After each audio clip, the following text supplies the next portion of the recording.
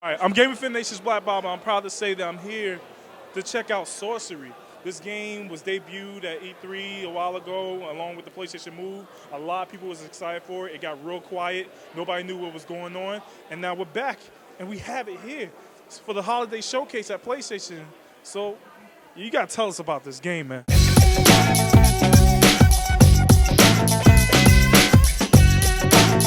Well, what Sorcery is, it's a third-person action adventure where you play a sorcerer's apprentice. But we're trying to do something a little different with the motion controller. We've discovered that a lot of motion control games basically boil down to Simon Says. Something on the screen tells you what to do, you do that action, you progress through the game. That's kind of fun, but that's not the way most real video games work. Real video games, they give you freedom. They get a chance to experiment, try cool things, maybe fail, maybe succeed. You're not just being told what to do. So what we're doing with Sorcery, you have motion control for controlling the spells you cast, but you can have 3 or 4 different ways to solve any sort of tactical situation you're put in. Maybe you freeze some guy with your ice spell and you shatter him.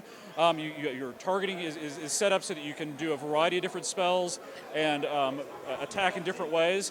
The goal is to create something that feels like a real full-blown hardcore gamer experience, but with the ease and accessibility you get with a motion control. Now, one of the major changes that I noticed was that this time around, like at E3, you showed that the wand changes colors to show different magics and all that stuff. Now, did you still keep with that, or is there something changed about it? The wand still changes colors for some things. It doesn't change quite as much as it did at E3, but for example, if I'm doing a health potion, I can select the health potion, shake it to activate it, tip it upside down to drink it, and now I've consumed a health potion. All right, cool. Now, as we see right here, you got like a cool fire spell. I mean, this game looks beautiful. And that's one of the cool things. It doesn't look like one of those games you just kind of throw together just to fit the peripheral. It looked like a deep game. So, I mean, tell us about how it plays and everything. Well, so what we're doing here, I have a variety of spells. I have my basic attack spell, which is Arcane Bolt. I can shoot it normally, but I can also put English on it. I can also get hook shots in, which is great if somebody's hiding behind cover. I have all sorts of different ways to attack somebody.